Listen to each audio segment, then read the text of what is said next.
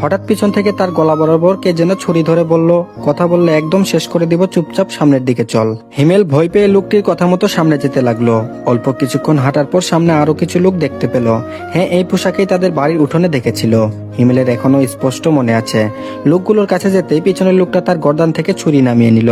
পাশের একটা লোক বলল, ভয় পেও না ভাই, আমরা তোমার মতোই শুভ্রার ফাঁদে পা দেওয়া একজন নিরীহ মানুষ। হিমেল কিছু বুঝতে পারছে না, কনফিউশন হয়ে বলল, মানে? লোকটি বলল, দেখো ভাই, সেদিন তোমার উঠোনে আমরাই গিয়েছিলাম, তোমাকে জাস্ট সতর্ক করতে চাই। হিমেল বলল, কিসের সতর্ক? লোকটি বলল, শুভ্রা আর তারিন তারা দুজনেই একজন, এখানে কোনো জমজ নেই। হিমেল বলল, দূর, আমি নিজেই তো প্রমাণ পেয়েছি। লোকটি বলল, সেটাই আপনার জীবনের চরম ভুল।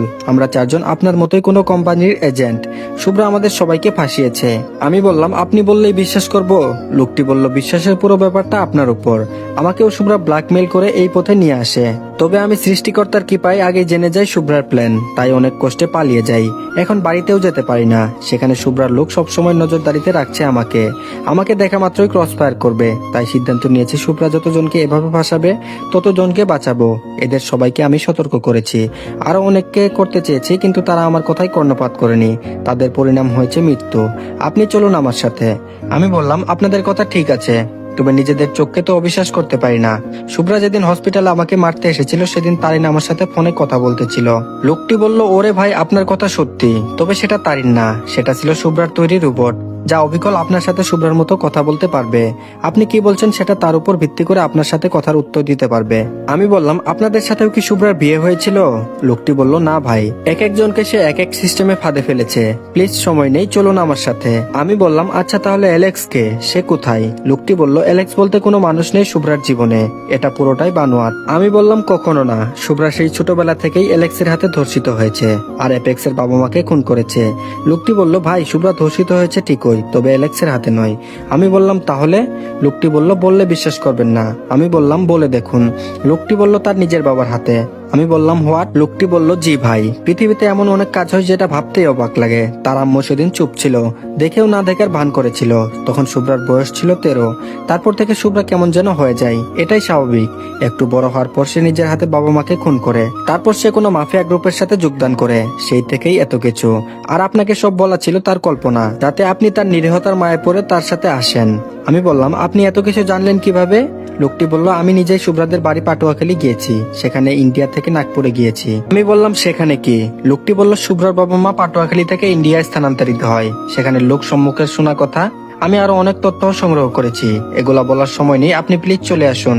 আমি বললাম, সরি ভাইয়া, আপনাদের ধন্যবাদ, তবে আমি যাচ্ছি না। লোকটি বলল, ভেবে বলছেন তো? আমি বললাম, হুঁ। লোকগুলো মিলিয়ে গেল শূন্যে। হিমেল দীর্ঘ নিঃশ্বাস ছেড়ে ঘরে আসলো। শুভ্রা অঘোর ঘুমের দেশে আছে। কেন যেন এত কিছু জানার পরেও শুভ্রার প্রতি তার ঘৃণা জন্মাচ্ছে না, বরং মায়া হচ্ছে। তবে লোকগুলোর কথা ভিত্তিহীন কোনো প্রমাণ নেই। শুভ্রা হিমেলের দিকে তাকিয়ে একটা ভিলেন মার্কা হাসি দিয়ে একটু দূরে রাখা দামি একটা গাড়িতে গিয়ে উঠলো। হিমেল মনে মনে হাসছে, তবুও কিছু বলছে না। তার নীরবতায় কি আরো রহস্য বাকি আছে? হ্যাঁ, তা তো অবশ্যই। তাহলে চলুন দেখি কি এমন রহস্য যার কারণে হিমেলের মৃত্যুতেও কষ্টের ছিটাফোঁটা নেই। শুভ্রা আপন মনে গাড়ি ড্রাইভ করছে। হঠাৎ তার গায়ে উসখুস অনুভব করলো।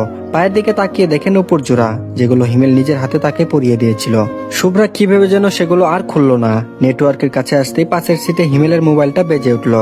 শুভ্রা স্ক্রিনে তাকিয়ে দেখলো আনাস নামে সেভ করা। কৌতূহলবশত সে ফোনটা রিসিভ করে কিছু বলার আগে আনাস বলে উঠলো, যাক, তাহলে আজও তুই বেঁচে আছিস।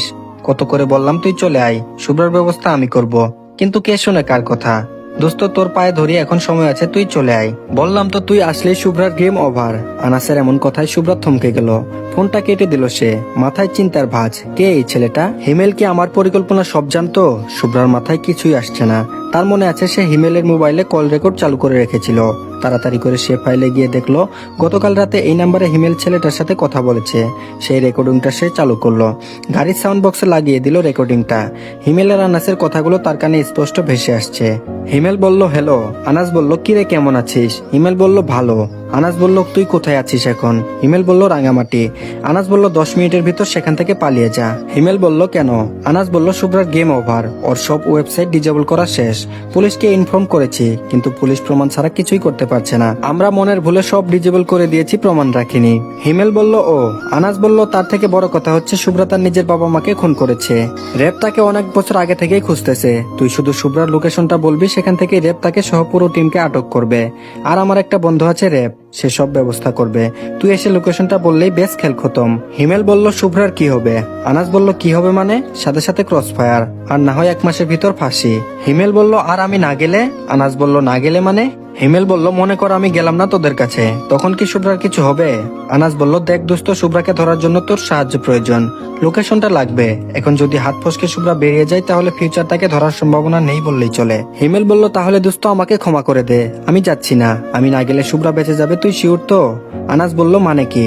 হিমেল বলল মানে কিছু না, শুভ্রাকে এত ভালোবেসেছি ওর বুলেট বিদ্ধ বুকটা কখনো কল্পনা করতে পারি না। করুক আমার সাথে হাজারো প্রতারণা, আমি তার বিপরীত। সবাই শুভ্রাকে ঘৃণা করে তাকে মারতে চাই, আমি না হয় তাকে ভালোবেসে মরতে চাই। বেঁচে থাকুক না আমার ভালোবাসা।